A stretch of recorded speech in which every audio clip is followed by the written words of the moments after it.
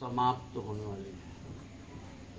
विवाह कहते किसको हैं? जैसे कन्या पक्ष के आचार्य जी ने 7 वाक्यों को कहा, वर पक्ष के आचार्य जी ने वर पक्ष के आचार्य जी ने 5 वाक्यों को कहा। सब अपनी अपनी बंदगी तो कह दी, हमारी ये सत्य है, हमारी ये सत्य है, लेकिन विवाह किया क्यों जाता है ये जानना चाहिए। कि उपसर्ग वह था जिसका अर्थ ये होता है जीवन को सम्यक प्रकार से निर्वहन करके पुरुषार्थ चतुष्टय को प्राप्त करे, वही विवाह कहा जाता है। पुरुषार्थ चतुष्टय क्या है? धर्मार्थ काम मोक्षाणाम यस्यै कोपि न विद्यते अजागलस्तमश्चैव तस्य जन्म निरर्थकम्। जिसके जीवन में धर्म, अर्थ, काम और मोक्ष प्राप्त करने की अभिलाषा न हो, उस मनुष्य का जीवन बकरी के तीसरे स्तन के समान व्यर्थ माना जाता है। बकरी का तीसरा स्तन क्या होता है? बकरी के 2 स्तन तो आप लोगों ने देखा ही होगा, जो पीछे वाले पैर के आगे होता है, लेकिन तीसरा स्तन आगे वाले पैर के आगे होता है।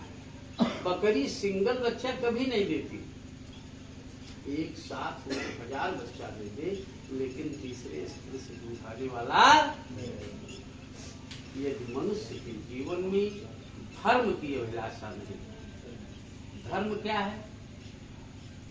जैसे 4 आश्रम बताए गए, 4 आश्रमों में जो गृहस्थाश्रम होता है, गृहस्थाश्रम में जब तक व्यक्ति नहीं आता तब तक व्यक्ति अपने धर्म को स्वीकार नहीं कर पाता। गृहस्थाश्रम में आने के बाद में गृहस्थाश्रम की लिमिट नहीं है। गृहस्थाश्रम में संतानोत्पत्ति करना चाहिए। संतानोत्पत्ति करने से क्या स्थिति बनती है? व्यक्ति चाहे नर हो चाहे नारी हो, 3 ऋणों से बंधे रहते हैं। 3 ऋण क्या है? देव ऋण, ऋषि ऋण और पितृ ऋण। देव ऋण तो देवताओं की पूजा करने से मुक्ति प्राप्त होती है, और ऋषि ऋण से मुक्ति प्राप्त तब होती है जब अतिथि का सम्मान हम आप करते हैं, और पितृ ऋण से मुक्ति प्राप्ति तब होती है जब संतानोत्पत्ति करते हैं। समझ रहे? जैसे अभी लड़के के दाहिने हाथ की तरफ लड़की बैठी है, और आचार्य जी ने वामांग की चर्चा किया है। अभी इसके बाद में बाएं अंग में जाकर जाएगी तब ग्रंथ बंधन होगा।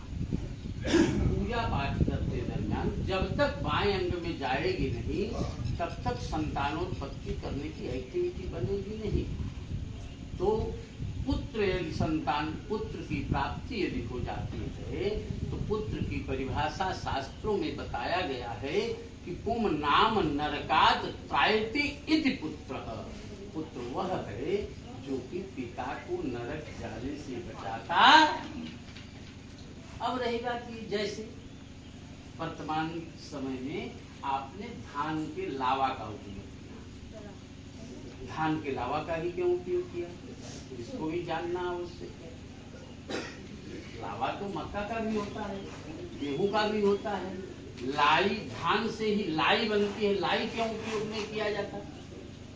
इससे नवदंपति को मिलती है क्या?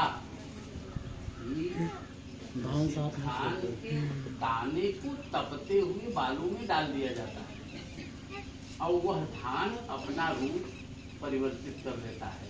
लेकिन आप देखेंगे सामने धान का लावा है, उस धान के लावा का छिलका उसी में अटका रहता है। इसलिए पति को ये सीख मिलती है, पति कितने भी कष्ट में हो पत्नी का साथ नहीं छोड़ना चाहिए, पत्नी कितने भी कष्ट में हो पति का साथ नहीं छोड़ना। दूसरी शिक्षा क्या ध्यान देता है? धान तो सब जितने लोग हैं सब लोग किसान हैं। धान की रोपाई करने के लिए बेहनौर में हम आप डालते हैं धान के बीज को, तो एक दाने से एक शाखा निकलता है। उसी एक शाखे को आप दूसरे खेत में लगाते हैं तो उसी एक शाखा से अनेक शाखाएं मिलती। ये सीख। और शास्त्र ये कहता है क्या कि पूर्व जन्मार्जितम विद्या, पूर्व जन्मार्जितम वित्तम, पूर्व जन्मार्जितम नारी अग्रे अग्रे धावत। पूर्व जन्म का ज्ञान, पूर्व जन्म का धन और पूर्व जन्म की पत्नी आगे आगे चलती। जैसे अश्विन के लिए भी कई लड़कियों को देखा गया होगा, समीक्षा के लिए भी कई लड़कों को देखा होगा, लेकिन भगवान ने जहाँ से लिख दिया है वहीं पर जाकर के दिमाग स्थिर हो जाता है। चाहे जिस प्रकार से शादी करना ही करना, जन्म के संस्कार होते हैं। हम नवदंपति के शुभकामना के लिए बहुत बहुत आशीर्वाद देते हैं। बोलिए यज्ञ नारायण भगवान की, लक्ष्मी नारायण भगवान की।